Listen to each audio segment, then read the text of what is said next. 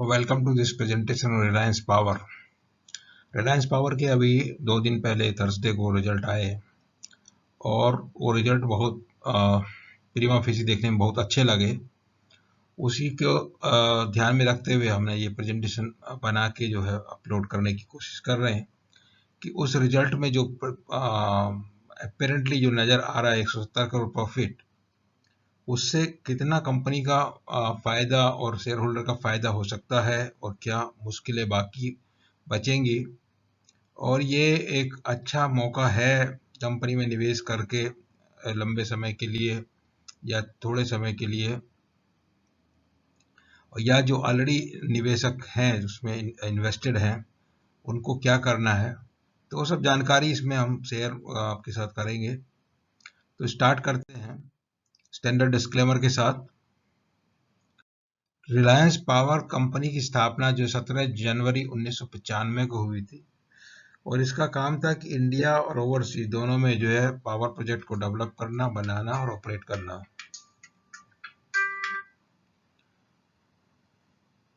और उसी क्रम में जो है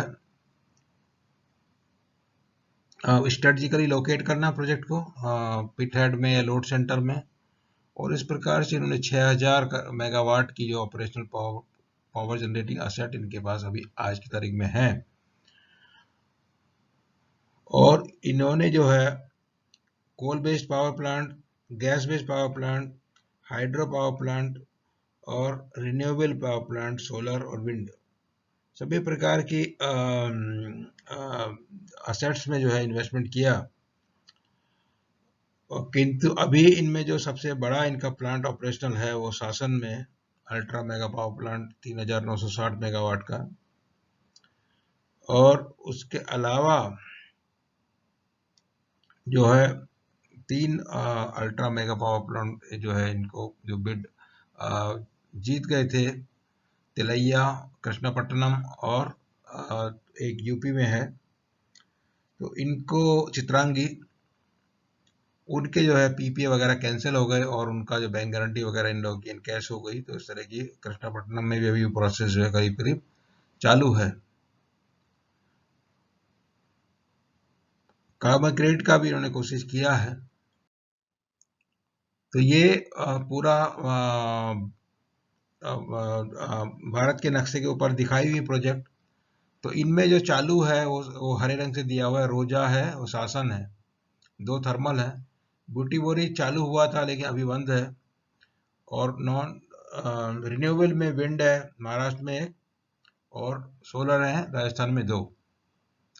और उसके अलावा जो है ये सामलकोट तो शुरू ही नहीं हुआ, कृष्णापट्टनम शुरू नहीं हुआ, चित्रांगी शुरू नहीं हुआ, और एक तिलैया था जो इसमें नहीं दिया, जो कि कैंसिल हो चुका है, इसलिए इसमें दिखाया नहीं। उसके अलावा जो है अभी इनका कोशिश है बांग्लादेश में एक 3000 मेगावाट की प्रोजेक्ट बनाने की, जिसका स्टेज 1 में 750 मेगावाट के लिए इन्होंने जो है जेरा एक कंपनी है जापान की, उसकी सब्सिडरी नीदरलैंड में, उसके साथ समझौता किया है कि 51% जो है इक्विटी रिलायंस पावर का रहेगा, 49% उसका रहेगा। और उस वो प्रोजेक्ट जो बनाएंगे उससे हुआ क्या कि सामलकोट के लिए तो गैस नहीं है, हाँ केजी बेसिन से गैस आना था, केजी बेसिन में गैस है ही नहीं, तो उसका पहला यूनिट जो है ऐसा का ऐसा जो इसके लिए ऑर्डर किया था वो बांग्लादेश वाला यूनिट ढाका के पास में जो लग रहा है उसमें ट्रांसफर हो जाएगा। उससे जो है इसका कुछ 1600 करोड़ रुपया सामलकोट को मिलेगा, और उससे उसका जो कर्जा जो है उतारा के उसको असेट लाइट किया जाए, उसका मतलब जो कर्जे का भुगतान किया जाएगा, और आगे जैसा भी जो डेवलपमेंट होना है उस तरह का करेंगे। तो ये है शासन प्लांट का एक दृश्य। तो ये 600 मेगावाट की 6 यूनिटें आप देख रहे हैं इसमें, और उसमें जो है कोयला है, ये जो इनकी इन कैप्टिव कोल माइन से आता है, और बहुत अच्छा इसने परफॉर्मेंस दिया है। पिछले साल में 95.85% पीएलएफ इसका आया है। बहुत बहुत अच्छे प्लांट का इतना अच्छा पीएलएफ मिलता है, प्लांट लोड फैक्टर।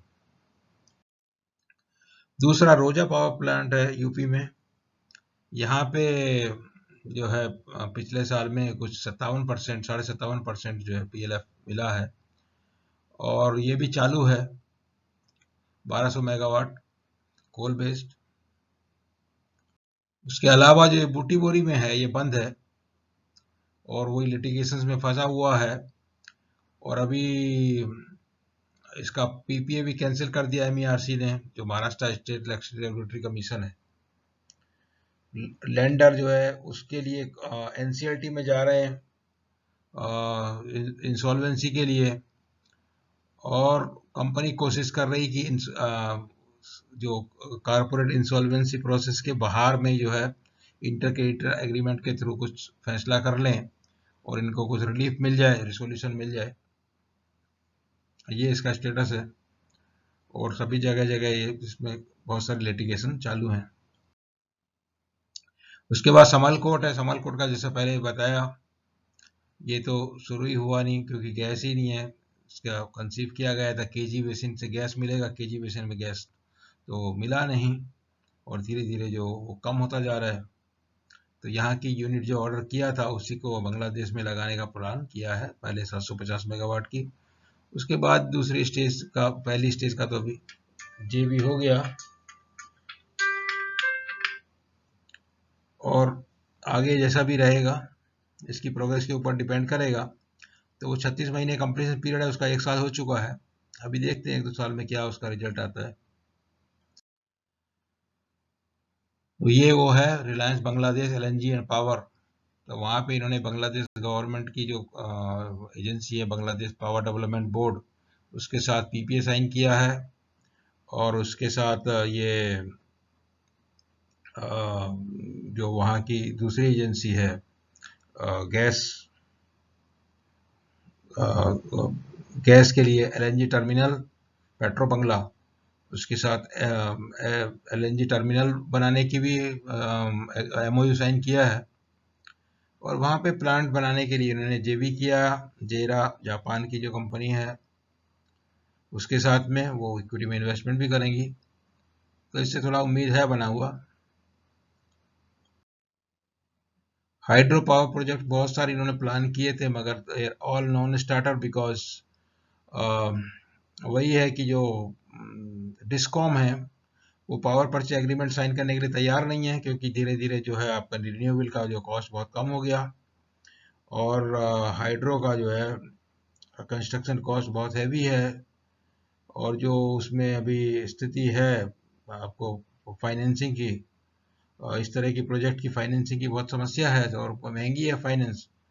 तो इनकी जो है पहले जो सोचते थे कि हाइड्रो का बिजली सस्ता होता है वो अब ऐसा है नहीं, इसलिए हाइड्रो का प्रोजेक्ट बनाना अभी पॉसिबिलिटी मुश्किल लगता है।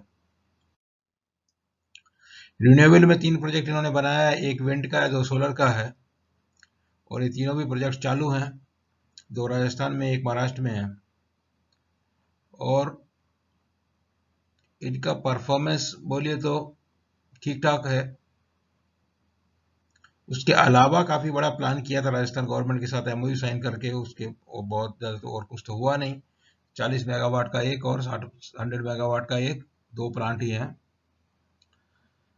दूसरे स्टेट में भी महाराष्ट्र के अलावा और कहीं कुछ अभी जानकारी में नहीं मिला। फाइनेंशियल परफॉर्मेंस अगर देखते हैं तो सही में फाइनेंशियल परफॉर्मेंस टॉप लाइन जो 2449 करोड़ मिली और आपका बॉटम लाइन 170 करोड़ मिला है, काबिल तारीफ है। मगर उसमें थोड़ा सा नोट्स वगैरह पढ़ते तो ये पता लगता है कि वही 85.73 करोड़ जो है प्रोविजन नहीं किया बूटी बोरी में का जो इंटरेस्ट है तो वो क्वार्टर में 85 करोड़ होता है और अगर H1 का देखते हैं तो 180 करोड़ हो जाता है, प्रोविजन नहीं है। तो अगर ये 180 करोड़ कंसीडर करते तो 170 करोड़ पूरा गायब हो जाएगा। ये कुछ लंबे समय के क्वार्टरली रिजल्ट की सेल है, रेवेन्यू कितना कितना हुआ है। तो पिछले कई सारे क्वार्टर में अभी जो है ये लास्ट जो है दिसंबर 17 मतलब Q3 FY18 में जो है इतना हुआ था 2494 करोड़ और अभी सितंबर 20 मतलब Q2 21 में 2449 जो है आपको रेवेन्यू मिला है। इप्टा का भी करीब करीब उसी तरह का हाल है लेकिन अभी ये उस फिगर का 1291 करोड़ जो था दिसंबर 17 में, अभी 1197 है।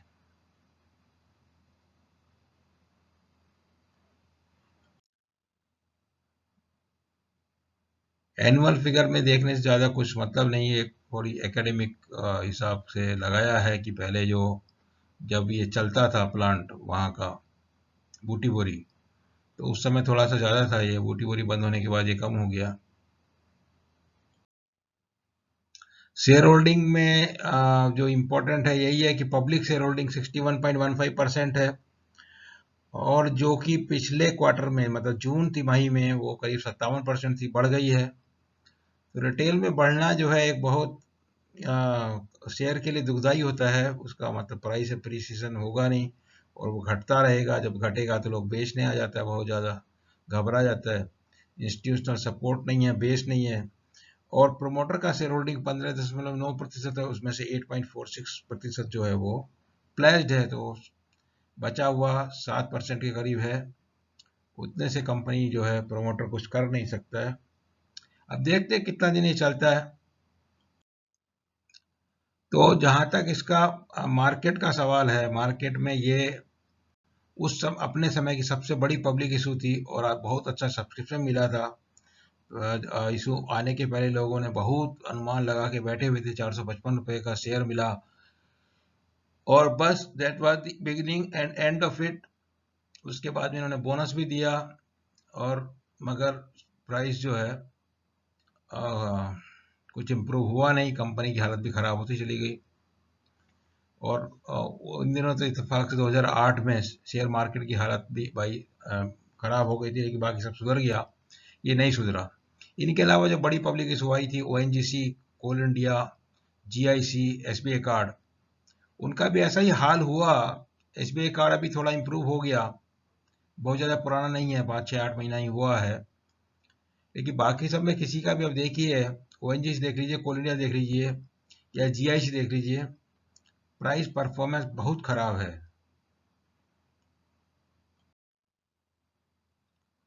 ये स्टार्टिंग से अभी तक का प्राइस चार्ट है रिलायंस पावर का।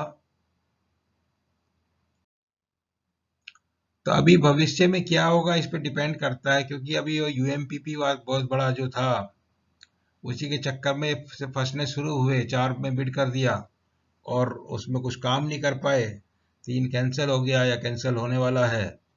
बूटी बोरी चलता था, उसमें ही प्रॉब्लम आ गया।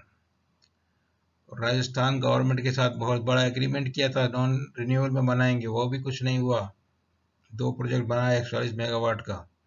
गैस बेस बड़ा प्लान बनाया था समलकोट में करने का, उसमें कुछ नहीं हुआ है।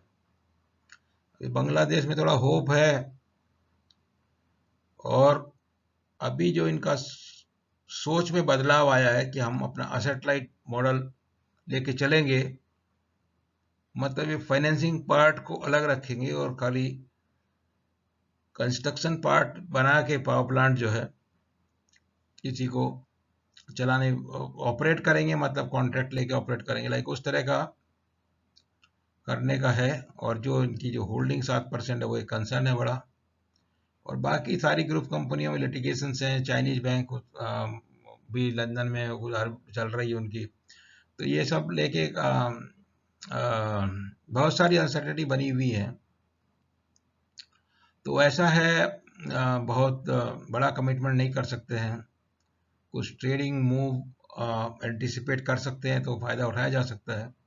जिस प्रकार का फायदा थर्सडे और फ्राइडे के 20% अप मूव में हुआ, एक्चुअली थर्सडे को भी 10% 12% हुआ था, और उसके ऊपर से 20% फ्राइडे को हुआ।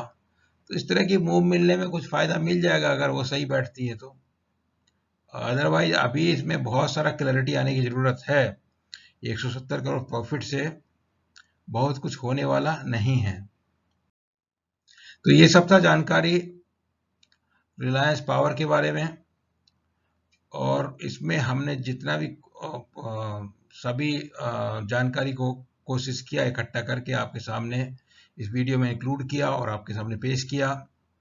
उम्मीद है आप यदि ऑलरेडी इसमें निवेश कर रखा है या निवेश करने के बारे में सोच रहे हैं, तो ये जो जानकारी इसमें शेयर किया गया वो आपके बहुत काम में आएगा, और उसके बेसिस पे आप एक इन्फॉर्म डिसीजन ले पाएंगे।